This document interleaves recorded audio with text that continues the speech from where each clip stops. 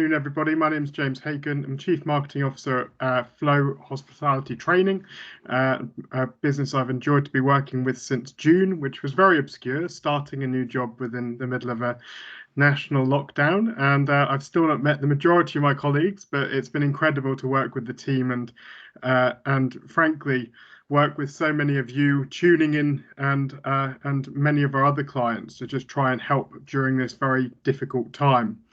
I think that many of you will have tuned into Hospo Live, which was an initiative we ran back at the lockdown 1.0, and I think that both Hayley and Fernanda were big supporters of that initiative. Fernanda more behind the scenes, so although I'm not sure that you appeared on screen, you were often the person in the background managing the technology. So thank you so much for that, Fernanda.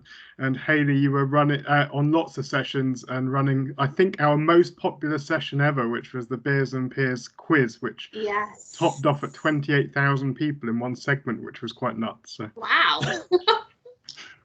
But yeah, thanks to everyone for joining today. And as I said, we're really delighted to be welcomed by Fernanda Antonio from Megan's Restaurants and Hayley Connor from Brewhouse and Kitchen. And I think that the idea of today really was just to get us in a virtual room and have a bit of a chat about, you know, what the current situation looks like for your businesses from a very much a people learning and development perspective. You know, what are your priorities right now? What are the challenges for you right now? What are you doing to consider and to kind of reopen in a couple of weeks' time? Fingers crossed. And what's the kind of priority beyond there? But I'll start off maybe with you, Hayley, and just ask for you to introduce yourself to anyone watching, and let's hear from you a little bit about Brewhouse and Kitchen. Yeah, so Hayley from Brewhouse and Kitchen. I head up the people team, and Brewhouse and Kitchen is a brew pub chain. So we are a pub, but we also brew our own beer in every site as well. We're nationwide, so we've had the delight of different tiered systems and trying to figure out all of that. Some businesses have been, I guess, in tier 3, some businesses in tier 2, some businesses in tier 1. So yeah, it's been a challenging time for us. Yeah, and that's pretty much us in a snapshot. Thank you. And how about you, Fernanda? Those people that haven't heard of Megan's or watched Made in Chelsea. We're famous for. So Fernanda, head of people at Megan's Restaurants. We are a collection of 9 neighborhood restaurants. So it's been interesting for us because who would have known it would be such a successful model for such strange times, everybody staying locally. So we've actually benefited from a lot of guests that couldn't travel either to central London, wanted to stay within a spacious environment, to work from our sites, or just come and have brunch for a relaxing time. Our restaurants are mostly in London, so we have 8 sites in London and 1 in St Albans that opened just a month before lockdown, which has been an interesting journey. I think that idea of opening before lockdown has been something I've heard a lot about. I think personally, for those people that know, I invest in a kebab business, a better kebab business in the north of England, and we opened one site which had already been delayed due to various issues for 6 months, and then it opened on January the 20-something, and yeah, I think we literally had like 6 weeks of trading. Hadn't really got a sense for where it was going to go and what it was going to do, and then closure, and it was like, and the idea of reopening that site now is double questionable, because it's kind of like we don't really know what the trade was initially going to be. Kind of not sure now. It's in a city centre, but yeah, we live and learn and take deep breaths every day, like I'm sure we all do.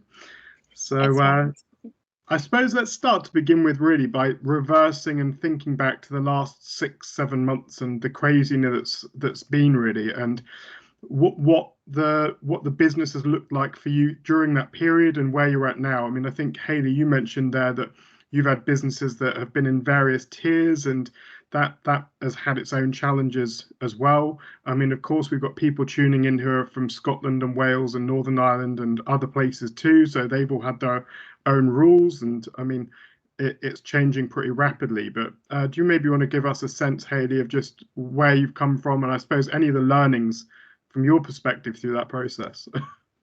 Yeah, absolutely. So yeah, it's been like riding a bike on fire blindfolded. That's for sure. So it's been really, really intense. We've had to adapt a lot. We've had to be very agile. We have a site in Cardiff actually. So Cardiff has reopened recently on 9th of November. So really it's been being in tune with what's happening in the news. You know, we get a lot of our information from the press rather than directly from the government. So it's been really, really important for us to stay in tune with that. What I would say is that our teams have been absolutely amazing throughout all of this, and it's sort of outstanding how adaptable and resilient they have been. And I think hospitality in general has learnt agility like no other industry throughout this, because we really have had to change on a weekly basis what our service models are, what our products are, you know, how we manage our teams. And that's been probably one of the positives that we've taken out at Brewhouse and Kitchen, is how quickly we can adapt, how quickly we can change. And a lot of things that we've changed is, I would say, for the better. So we used to be very heavy on classroom style training at Brewhouse and Kitchen, and used to spend a lot of money on travel and accommodation and bringing people to London or to central points. And our FD is very, very pleased we're now using our £15 a month Zoom account to deliver a lot of training courses. And actually, you know, they're a lot better online a lot of the time. You still get that personalised engagement with individuals, and I don't have, you know, Grinda breathing down my neck going, you know, bring the cost down of each training session we run. And we've been able to be more accessible as a leadership team with our training too, because it's so much more easy to just jump onto a virtual call. You know, we've worked out how to use Zoom rooms and make it as engaging as possible as well.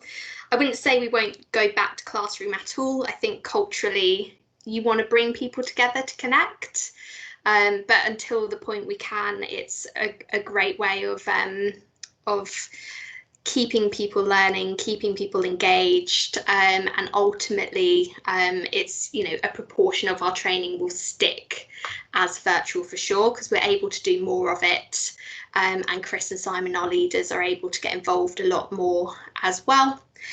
In terms of I guess the people and HR side, it's, I don't know about you, Fernanda, but I've just found that we've had to be more personalised and individual with our team as much as possible. And we've had to really try and build relationships across the organisation so people can reach out whenever they want, and you can sort of personalise what you're going to do for those people in such difficult times. So a lot of our time in the people team is spent coaching, supporting, signposting people to different resources that is going to work best for them, helping people out with universal credit systems as well. We've had to, you know, get involved in personal finances, and that's just really to be there as a support network for our people, and, you know, think about them holistically at work and in their home lives to make them as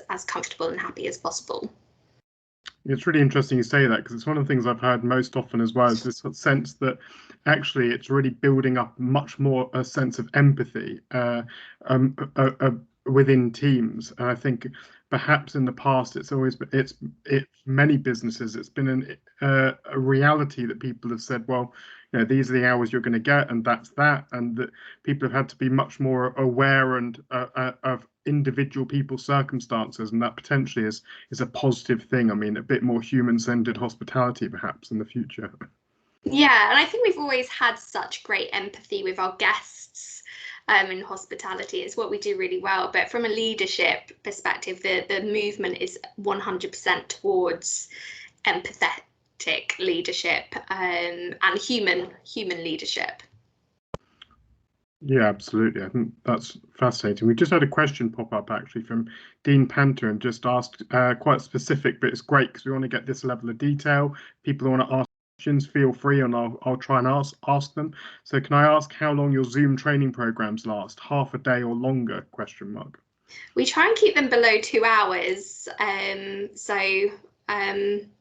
Yeah, we kind of have split out a lot of our training that used to be entire days into 2-hour sessions, and run them weekly. It's rare that we'll do anything over that. I think the idea of sitting on a Zoom call for more than 2 hours is a bit of a nightmare for many of us, right? Yes. Cool. We'll pass over to you, Fernand. So I suppose feel free to answer that question as well, and then jump into the kind of broader what the last 6 months have shown you in terms of learning, if that's okay. Yes, absolutely. I think for us, as Hayley said, being adaptable, it's definitely been a highlight for our teams, being a senior teams, our restaurant teams.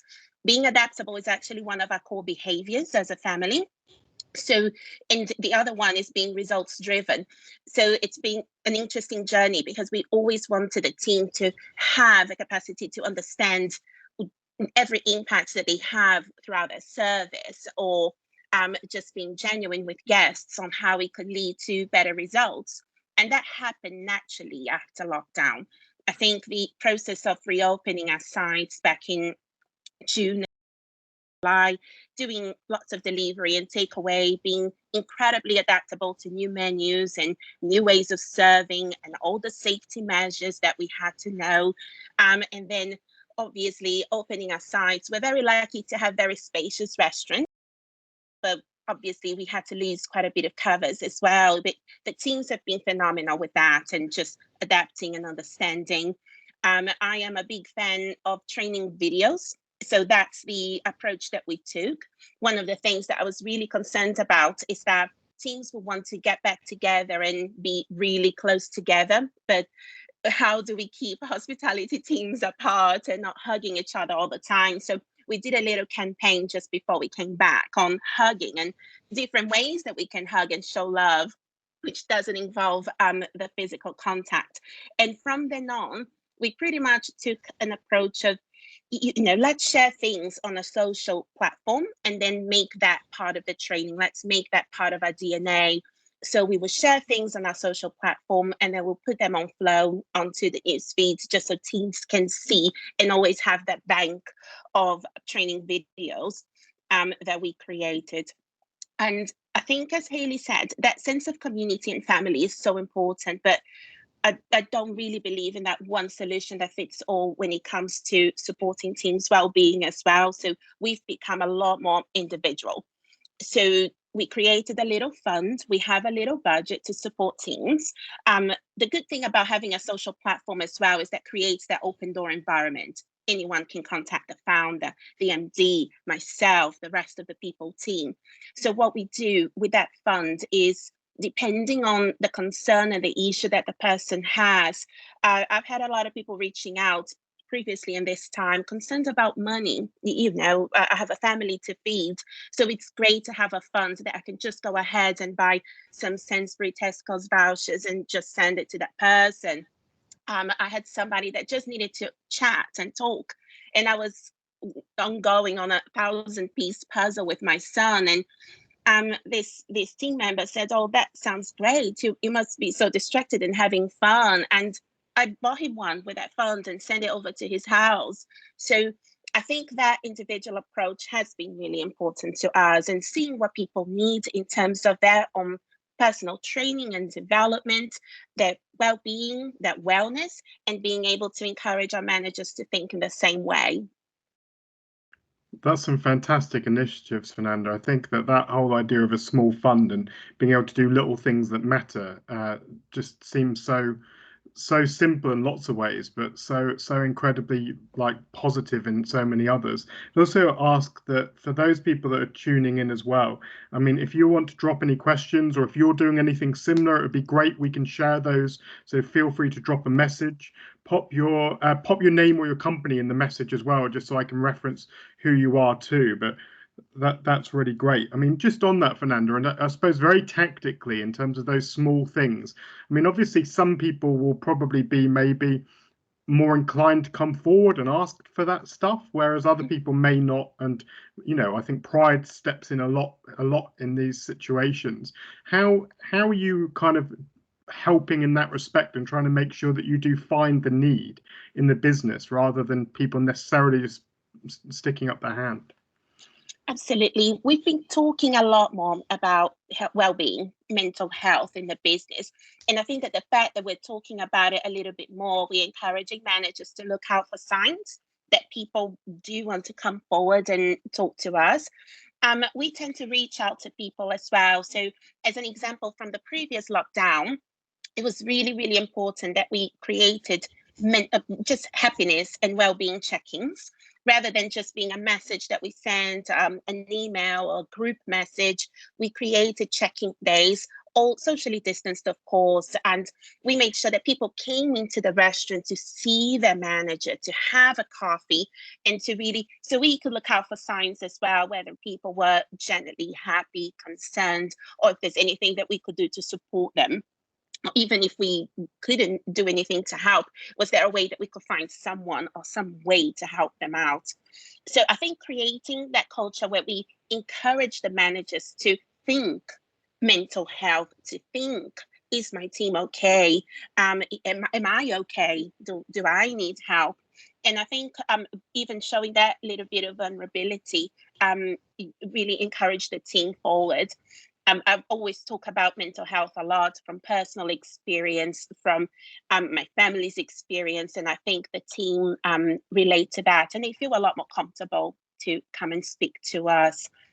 I think as well, when it comes to the managers, once they understand the importance of it, they just encourage those behaviors as well. And I think it's part of our agenda, not just from our people team, but the operations team. Everyone is on the same boat. One of the things I've definitely seen personally this year, and I mean, and also in business, is that I think in the past, there's something to be said about having to look strong, and I think a lot of maybe less experienced leaders or people who are managers but not necessarily leaders really deem that they have to be the hard person that looks strong and knows all the answers. And I think that what this year to me has really proven is that actually the best leaders that we've seen coming through and being the ones that stand out are the ones that are able to demonstrate they've got the human side, are empathetic, that that they understand and appreciate well-being in people's individual circumstances. I mean, it's interesting you say about personally, because I think that's my personal piece too. I've always been relatively open and willing to have conversations with people in respect of well-being, because I think I've been there. I've had anxiety challenges. I think that so many people aren't willing to have those conversations, but in the past, I always wonder often whether people think that well, that is a HR or that is a people thing. And I think maybe this year has been a nice learning to understand. Well, no, it's it's a leadership thing, and it rather than just a HR or a people thing.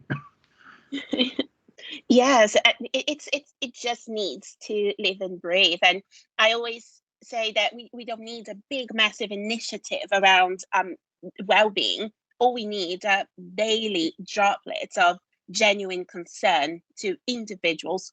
I read an article a couple of weeks back from a good friend of mine, Nick Clark, on LinkedIn, and he wrote about being present when you do talk to people and do check-ins, being virtually, being face-to-face.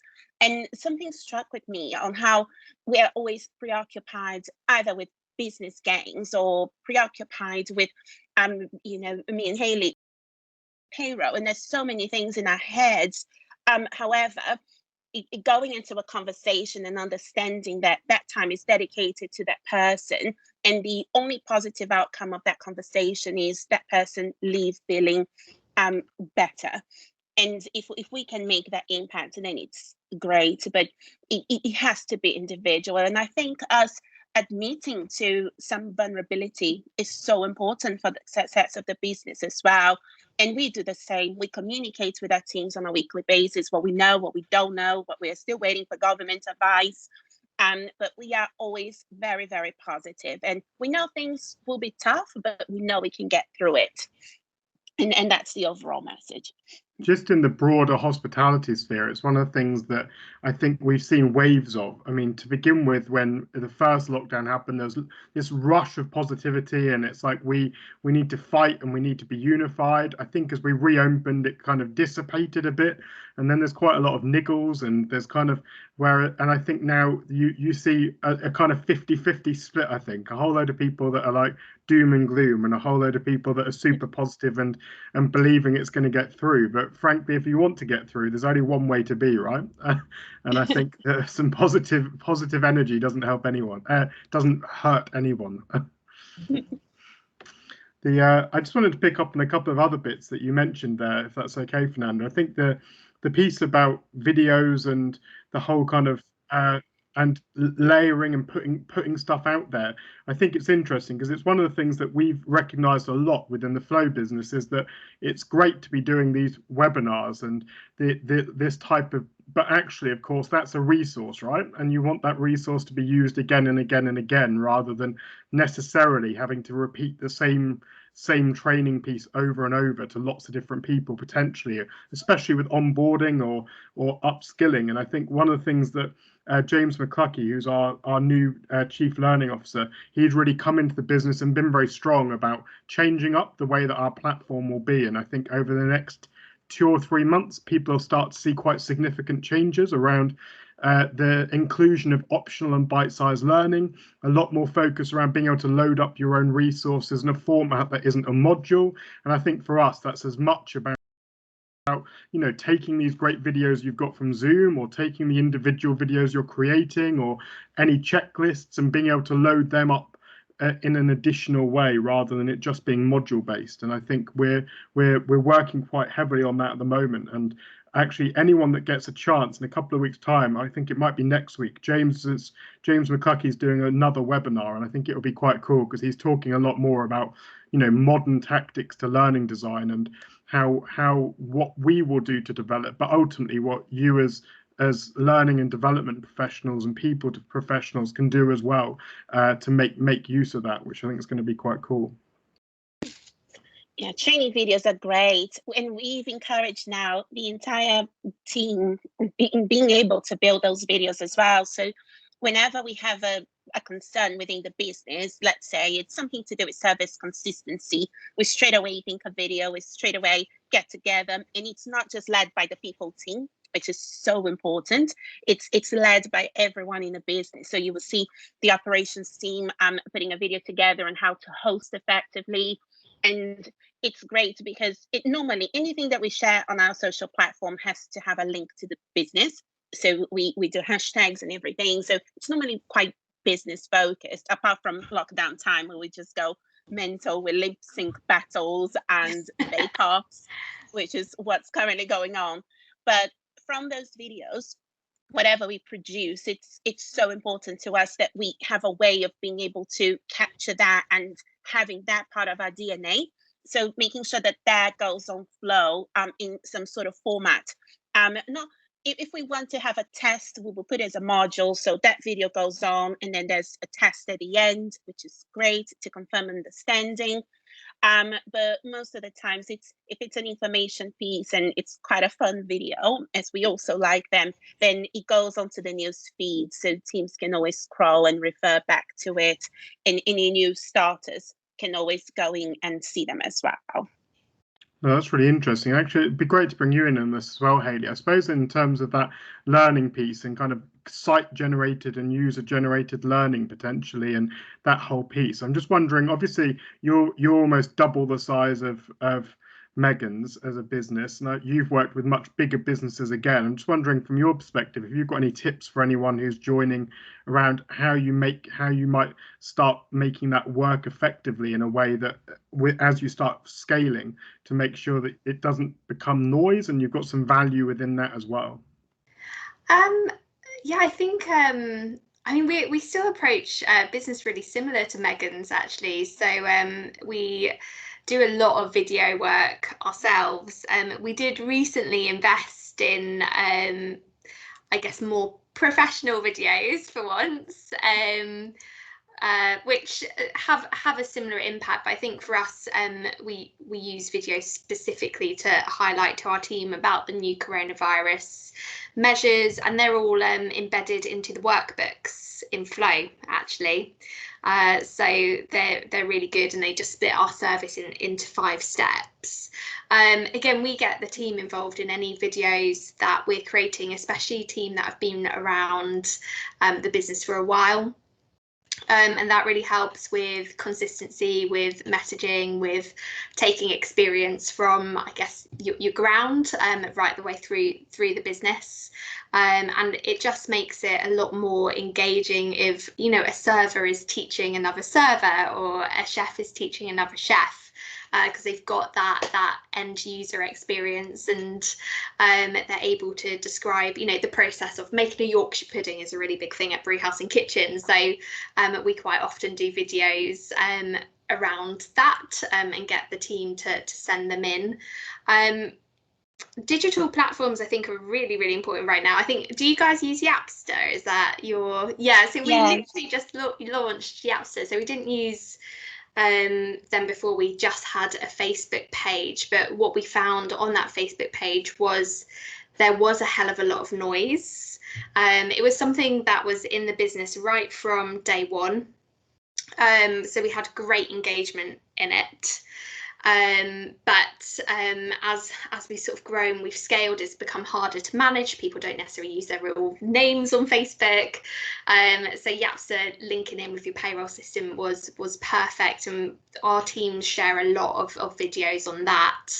But we're also able to direct them to you know, information, whether it's, you know, on Flow or new training modules, and it just allows for a more, I guess, directive comms. So they're really worth looking into, I think. No, that's really great advice. Thank you to both. Let's think now to you know, I think, Hayley, you raised that you had a site in Wales and that's just reopened. We're hoping to reopen in a couple of weeks in the English sites. For Scotland, I know that a number of people in Perthshire and so on have just closed, whereas people in Edinburgh are perhaps reopening, and there's all the changes there. I mean, in terms of the kind of reopening and the support and the role of the people team in reopening, are you able to talk a little bit about, you know, we've potentially done this multiple times now, so we should be pretty skilled at it, but what does that look like, and what's your support? What's the support you provide? So I'm hoping it's not going to be as intensive as last time.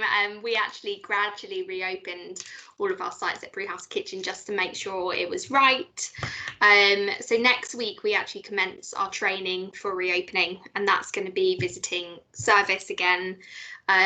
We've spent a bit of time reflecting on what service was like pre lockdown 2, and what we found was, as more and more of these guidelines crept in for our guests, so guests wearing masks, guests giving, you know, using the NHS track and trace app, the more conflict situations our team came across. And actually, you know, for our teams as individuals as well, you know, they're trying to keep themselves safe, they're trying to keep their families safe.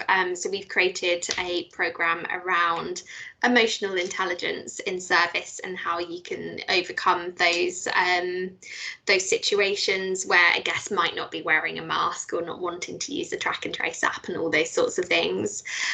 So next week we start with that training, we've also got our Christmas cook-offs, which will be happening virtually. I mean, we do turkey every year. I don't know about everyone else, but so it should be easier. We did virtual cook-offs the last reopening as well, because we changed our menu. And we've got a load of sort of management training going on next week too. So that's the start of it. The week after is reopening. So for us in the people team, we've also got payroll next week, which is a big task. It's about making sure that we're there to support with again training, with any sort of management requests, and just getting operational in the business. That's some fantastic points, and lots all coming at once, right? Yeah. Yeah.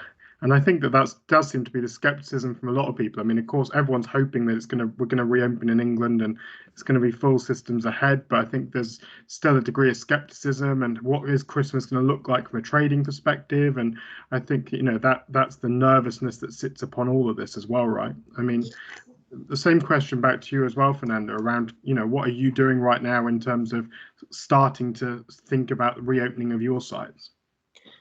Yeah, so we are going to open a new site on the day that we hopefully reopen. We were meant to open Surbiton this week, actually. So we've had to postpone. So at the moment, we're working towards getting that training together. Obviously, we recruited for the entire team and managers, and they've all been excited and anxious for the site to open. So next week, we'll be back doing some group training sessions, making sure that everybody understands the service, even though we are not serving food. Lots of role plays. I'll be a lot more involved with the training alongside our L&D trainer as well, which I'm excited about. It's always good to go back to basics and amend or learn from it and make improvements. It's great. So at the moment, it's all about the pre-opening, but we're also, as Hayley, we also have a major focus around service. And it's really important to us that as we prepare to come back, as well as the safety element, which we need to make sure the teams are refreshed. And yes, there will be completing some modules, and we'll be doing a little bit of a campaign on our social platform as well. But once we get back, it's all about service and safety and fun, and a little bit of fun. We want to continue that fun element. A lot of our team members have been, we know, because we've all been talking so much, that they miss being together. They miss getting out of their house or their flats and just being at work. So we are very excited to be able to, just bring everybody together and make sure that they're enjoying being together as well. But the general positivity that Christmas period tends to bring, right? I mean, I think back to time on the floor. I mean, I got the most horrendous flashbacks of craziness, but so much. I saw the announcement that Gleneagles was going to be shut for Christmas this year, which is just massive for them. I mean, Gleneagles at Christmas is like the best thing ever. As a team member, I worked there for 3 Christmases, I think, maybe 4 actually, and it was just the most crazy, amazing time. I mean, I think I pretty much slept about 6 hours one night and 5 the next over the kind of the key period, just because of how crazy it is and busy. And I kind of felt so bad for those guys, because it's like the magical moment of working at that hotel. But I'm hoping that for most people, they're going to be able to come back and still have that positivity and buzz that we would normally expect to get it coming into Christmas and the new year, right? I really hope Boris does tell us, for certain that we're opening on the 2nd as well, because our sales and res teams, they've got a lot of work to do. I know so many people that want to book their Christmas meal and their Christmas work party, whether it's 6 people, 3 people, whatever it's going to be. We just need clarification, don't we? Yeah, I think even for our own teams as well, in terms of, I mean, that's what personally, it's like, who knows where you're going to be at Christmas and that whole piece. But I think that it would be great to get that positivity going.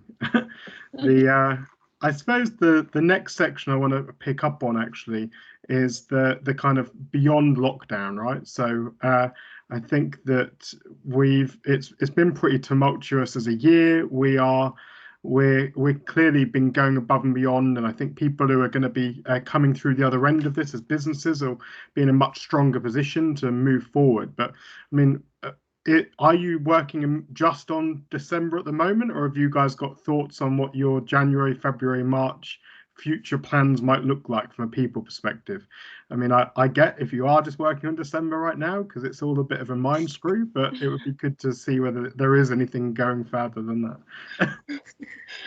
Yeah, so I mean, we've recently obviously been talking about Brexit, the new immigration sponsorship program, and what that means for us. I think the conclusion we've come to is we're actually in a bit of a talent bubble at the moment. There's lots and lots of hospitality people in the market. There's lots of travel people in the market, but I truly do believe that industries will bounce back.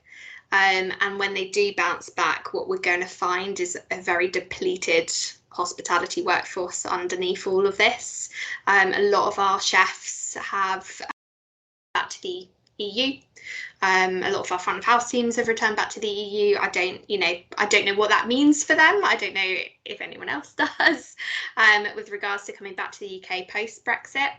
If they've had such a big gap in residential proof.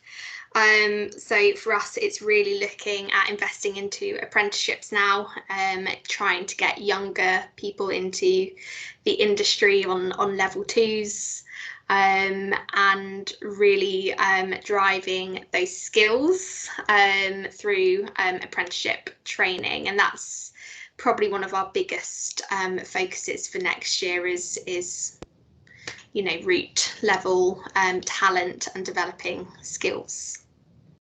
It's fascinating you say that, because I've literally been in like 3 or 4 meetings in the last week where we've been looking at future roadmap in both Flow and also the business that our sister business in Spain, Mapal, and that the immediacy of what we're being told by people right now is that there isn't a challenge around talent. And I kind of look and go exactly what you've just said, like not right now, but we've had a mid to long term challenge of declining talent. And I mean, it's interesting, in the UK we look at it and say it's an EU and it's a Brexit issue. I mean, it's interesting that we work in we've figured out 40 something countries between the businesses, and actually this is a consistent issue we're hearing all together. So I mean, to a degree it's all over the place, and it's like, well, you can't think that short term.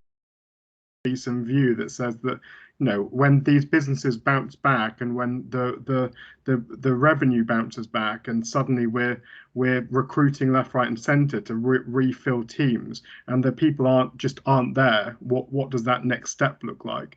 And I think your point about apprenticeships is really key for here, right?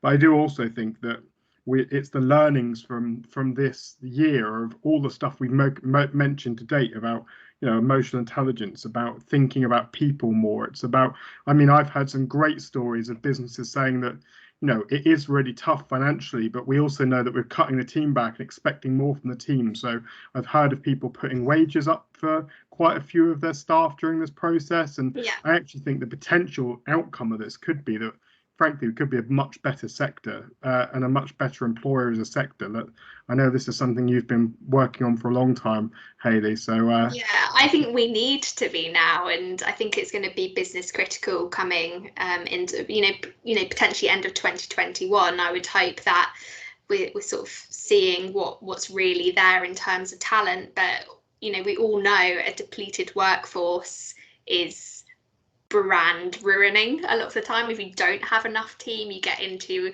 a circle of team turnover, people not enjoying working for you, and actually they get put off by the industry. And the one thing that we know that everyone has learned through this is family time, friendships are so important. People are not going to want to work 60-hour weeks anymore.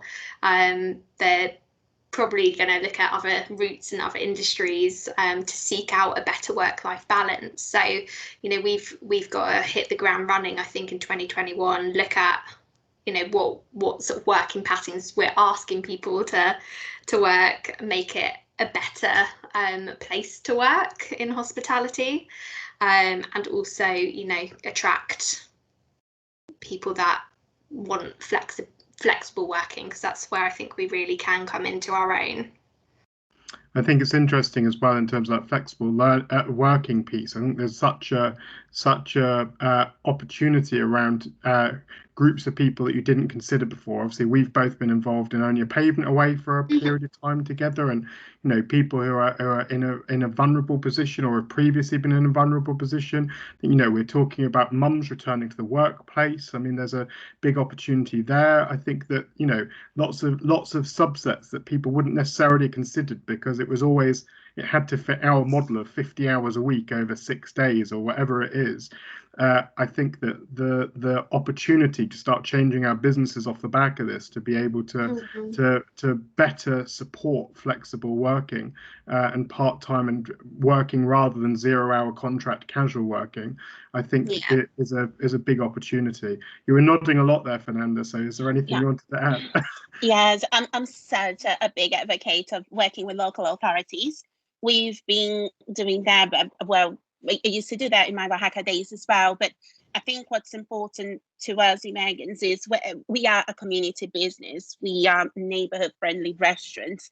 So being able to help out a community is really important. So we do charities as well. So £1 of our sale of water, the still and sparkling water, goes to our chosen charity, and we always choose something local, but also employing people within the local community that perhaps are lacking the skills or the experience or the knowledge of working in hospitality, bringing them on, looking after them and making them great in order for them to create a future. It's so important. So we did that in Battersea, and so I think 50% of the teams that we brought in from the local authority are still with us, and now they're everywhere and they're phenomenal. They're managers now in the business, they're skilled chefs, and we really, really value them. And we look after them at every opportunity. But then in our people team, Steph, who runs all the recruitment, she now works with every local authority of the Megan's in the locations that will open, and will make sure that we'll always have a number of either people that needs to get back into employment or have never worked in hospitality before, regardless of their age or previous experience. It's important that we give them an opportunity as well. And like Hayley, I think for the year ahead, in Megan's, but also I think we're already in 2022, where we're thinking that far ahead. We know that we'll open restaurants, and we are really focused on that and creating opportunities. But what we've also set ourselves up to do, it was very easy to get distracted with the amount of great talent available at this time, at this difficult time. But we didn't want to overlook the teams that we have and giving them an opportunity to grow and develop as well. So we set ourselves a very high, I still think it's achievable, target of all the top roles, so GMs, head chefs, 80% of them to be all filled internally. And we're committed to making that happen. But with that, there's a lot of learning. So there's a lot of opportunities to work on, teams, knowledge, leadership skills, people, HR skills, and all with that combined with that great business sense that they already have. So I think it will still be an exciting year, challenging for us, but opening restaurants and still having that focus and that excitement to putting those teams together and contributing to the wider industry will be really important to us at Megan's. Sounds like some incredible initiatives. I think that whole 80% piece from within is really commendable. I think that, as you say, it's not necessarily an easy task, right? But I think that if you can achieve it, I think that it makes so much more stickiness within the business. Yes. And of course, if somebody phenomenal comes to us, obviously we will see them. But I think what we've noticed as well is that we don't like comparing people, but seeing people externally and then seeing people that already have a culture and a knowledge and they're into that family, that fighting spirit that they had, from working long hours, just when we were doing just takeaway and delivery, to dealing with Eat Out to Help Out, which I'm sure for all of us was an intense month. I think that those teams, they really do deserve that we look after them and we put our time and effort into them as well. and they'll be the ones committed. But like Hayley, I'm also worried. A bit worried. We are all worried as people professionals about a number of things at the same time. But Brexit is something that's there. We've done some initiatives this year as well to make sure that teams were informed, that they applied, and they had a settlement and everything around their immigration was sorted. But I think, it will be an interesting year ahead. We're taking part on the Kickstarter scheme as well, and we're very excited for that. Love a bit of young energy as well, and getting them to understand that once you're in hospitality and you love it, you'll never leave it. Yeah, totally. Cool. As much as and we will come back to a bit of positivity, there are of course, and I think you pointed it out there, Fernanda, that there's a lot of people on the market for jobs in hospitality right now, and I mean we are in a position that it's that a lot of people have lost their jobs, and there's a lot of people looking for opportunities. I mean, for those people that are looking for roles or are looking for support, I mean, where can we signpost them at this point? What's available and what resources are out there that can support people? Because I suppose there'll be lots of people on here, and I know there are people on here that their businesses have been or are going through this process. So I think being able to continue adding support, even though you are having to make that awful decision, I think is important to so many of us, right? Yes, we are in a very fortunate position where we didn't let anyone go. In fact, we hired quite a lot of people since we reopened, and because we've also opened one site and we're soon to open one more, so we didn't let anyone go. And what we actually did, anyone that was terminated earlier this year, just pre the first lockdown, due to poor performance or unsuccessful probation, we brought them back. So they could take part and follow. And it's been interesting that quite a lot of these people absolutely turned around and they're still with us and they're doing phenomenally well. They with a different mindset. We are with a different mindset as well, perhaps in looking after them and giving them the skills that they need.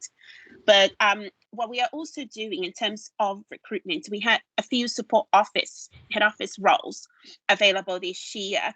And I've been leading with the team. The response and the feedback needs to be a lot more detailed at this time to really, really support. So even if they weren't right for us, what was seen within the process then made us say no. So they could take that forward and hopefully support them in finding the right job. I've kept in touch with quite a few people in areas that perhaps I'm not a specialist, so we did some finance recruitment, for example. But from a people perspective, I could say from interviews, where is it that people potentially didn't quite succeed with us, but hopefully could give them tips so they can look for further roles or even introduce them to people that I know or within the network. And LinkedIn has been great for that, as people have been so supportive and helpful. And it's great that everybody has that joint community sense of helping each other out. But yeah, so we've worked on feedback. We respond to every single person that will apply for a role. They need to have that. We make sure that as well, that feedback that's given to them is as detailed as it can be, with a phone call, not just an email to say thank you. No, I think that's some really great points there. Now about from you, Hayley. Yeah, I think we've pretty much done a similar thing, although we sadly have had to let people go during this time, not necessarily at site level, but within other areas of the business. I think what's been important in doing that is making sure that your process is designed really well, is empathetic, is individual, it's not too fast, it's not too slow, and you communicate the business reasons around it. I know for anyone that's been under a redundancy consultation, it's quite easy to feel quite personal, I think, about that situation, and it's that reassurance that it really isn't, and it's a very objective process, and about the business really. in terms of supporting those people thereafter, I think the great thing about hospitality is that we're all such, networked individuals. We're so connected as people, and we can point people in the right direction, introduce people to people that might be hiring.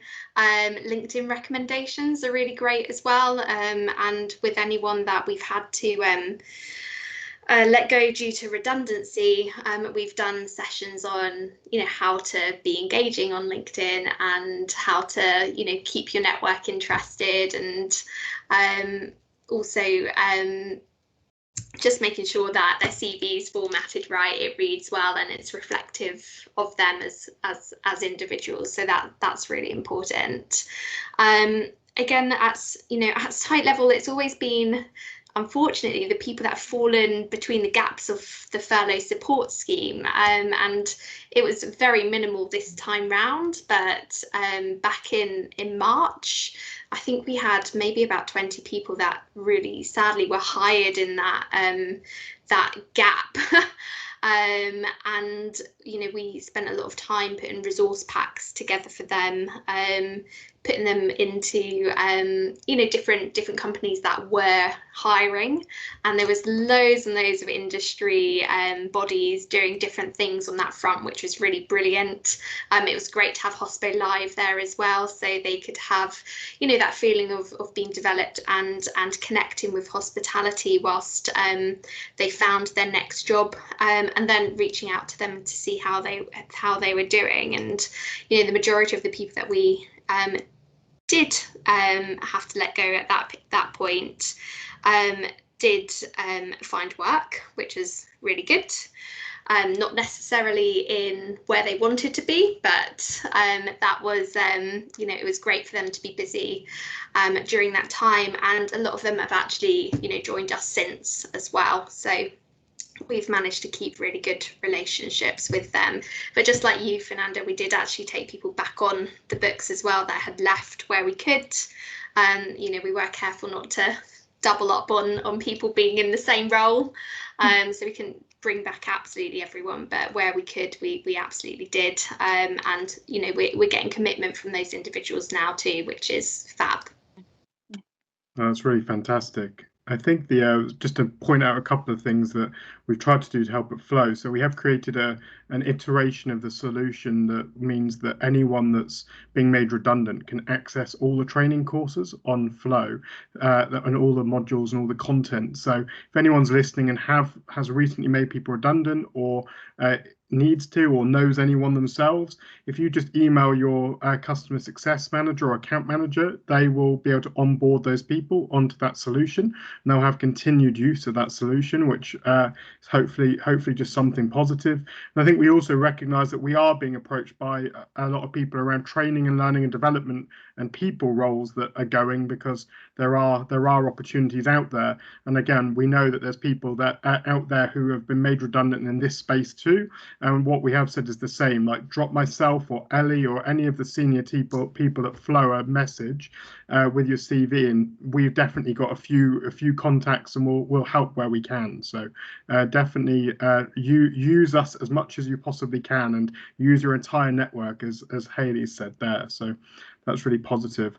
And the other thing I just wanted to point out was that we've also got some new content coming over the next few weeks. I know that you were saying earlier, Hayley, that you've created some new content for the relaunch, and it's interesting you said about the challenges of conflict. So that's one of the things that's launching in a couple of weeks, is a new conflict resolution module that we've got coming out. We've also got one which is looking at revenue maximization or revenue optimization, because I think at a time which is so difficult, most people are looking at cutting costs, and we recognize that there's also a need to make sure that at a management and site management level, that people are still considering how they can maximize revenue in their sites, even with a smaller capacity. So that's coming. We also done quite a cool poem animation that's going to be sent out, which is about just trying to help people think a little bit more about delivering positive service within a post-COVID world. and I think that there's a couple of other bits coming through too. So that hopefully keep an eye out on the emails and on the platform over the next couple of weeks, and that will all be there. So that's great. There are a couple of things that came up on here which I just wanted to pick up. So Toby Weston from Hickory's, one for Hayley, referencing back to when we talked about Facebook and you using Facebook and then moving over to another solution. They're up to a team of 900 now. At what point did you move over? Because I think that he's just wanting to get an idea of that. We're 500, so 500 people. Okay, so minus 400, Toby. That was the point. And my other question, my other point is, of course, carry on asking questions. Got a couple more minutes there to fire away questions. There's a few coming through. We've got Kevin has said, is that a Flow branded platform for those redundant, or will it look like our own platform? Will we have access to engagement levels, etc.? No, it is a Flow branded platform. It's in essence our demo platform, in essence, that we've developed out and used. So I think from a GDPR and data perspective, I'm not sure that we could give you access to engagement levels and so on, but it is a resource that's there for you. So my last question to you both is, if there was one or two things that you think that people ought to do over the next few weeks to make their lives easier and to make their business better, what would it be at this point? So maybe Fernanda, if you want to go first. Yeah, I think keeping that sense of fun is definitely important. We kept that, we maintained that through reopening our sites back in July, and I think that was generally the key to success. The teams were excited, they maintained the high energy levels, and that's really what helped us continue being successful, even though it's so turbulent. The second tip, I would say, keeping focused. It's so easy to get distracted. Obviously, the news are there, we need to follow it, but it's so easy to let the positivity go or that focus go. And if you're looking into improving service, stick to that and keep delivering that. The teams will actually appreciate that they can come out of so many concerns and worries in their own personal lives and just focus on something that they can do very well and they can feel fulfilled and excited about. I would say, well, going with fun and service, fun and focus, I would say, be my two main points. Awesome, thank you. It's some really positive messages to leave on. Now over to you, Hayley, for the almost very last word.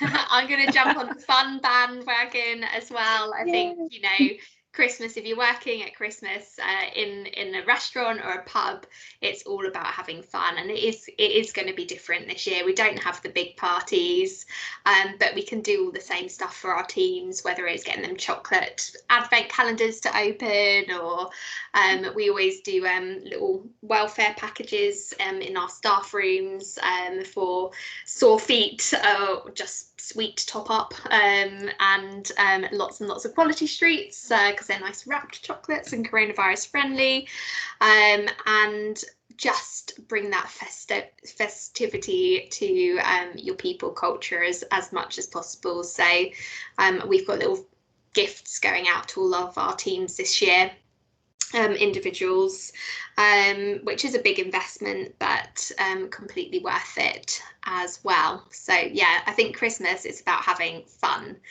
We're not training so much, we're not pushing the teams to complete lots and lots of different training modules. It's purely, get involved with them and have a good time. Awesome.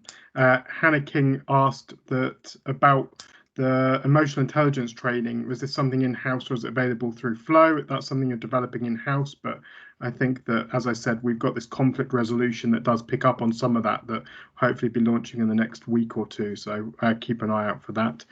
I mean, it's been a fantastic hour, very upbeat. Thank you both for joining us, and thank you to everyone who's made the time. Hopefully you've taken some tips away. Hopefully, sure, you will leave much more positive than you came in on. We didn't get to a 2 or half day Zoom session, so we stuck to our hour on Teams. it does look like the overarching messages here are about, stay empathetic, train and encourage your teams to be empathetic, think much more about this blended learning approach and how you can create much more within the online world. And hopefully the work that we're doing in Flow will enable you to make more use of that in the new year as well. Think about, I really loved Fernanda's piece about hugs and how to give hugs in a non-huggy physical way. And that's just fantastic. But more than anything, I think let's stay positive, let's have fun, and thank you all for joining. Bye-bye.